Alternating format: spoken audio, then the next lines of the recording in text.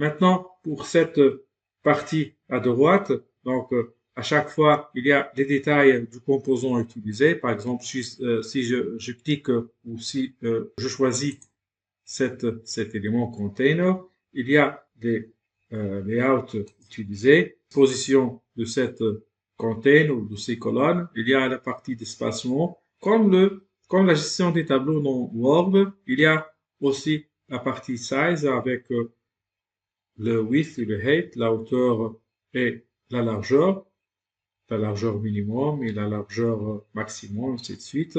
Il y a aussi la typographie, le choix de police, le size, l'alignement, le style, c'est comme en Word ou Microsoft Word, donc en quelque sorte. On peut choisir un background avec tas d'options à utiliser comme la couleur ou une image personnalisée.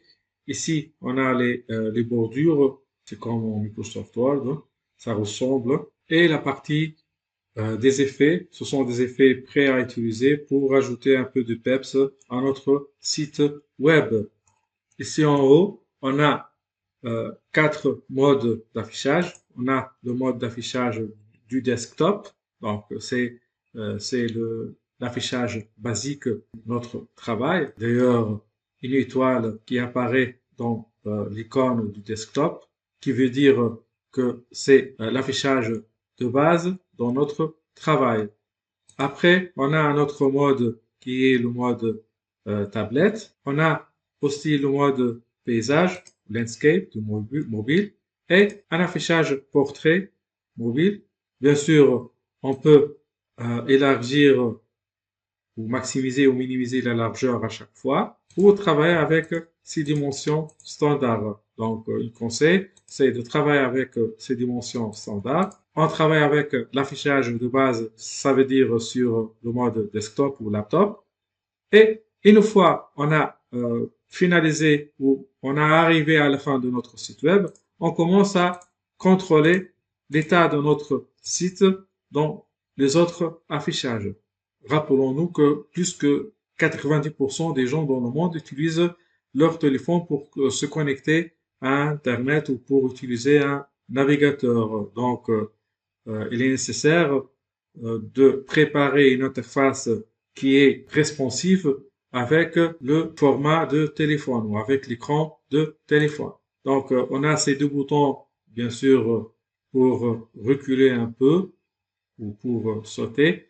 Donc, ces deux boutons sont nécessaires pour le travail.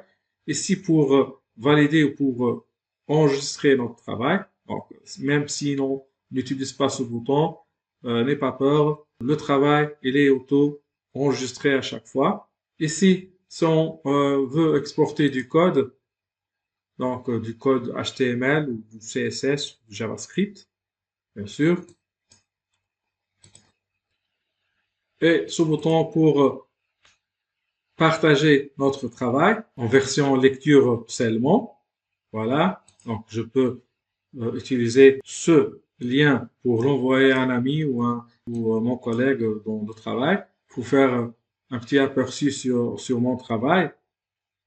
Donc, je peux aussi inviter des éditeurs. Bien sûr, dans cette version gratuite, je ne peux pas pour le moment. Et donc, ce bouton pour publier, une fois on a terminé notre site web, on peut le publier soit avec la version gratuite avec un sous-domaine .webflow.io ou on peut choisir notre domaine à nous avec une version payante. Voilà. Dans la prochaine vidéo, on va commencer notre site.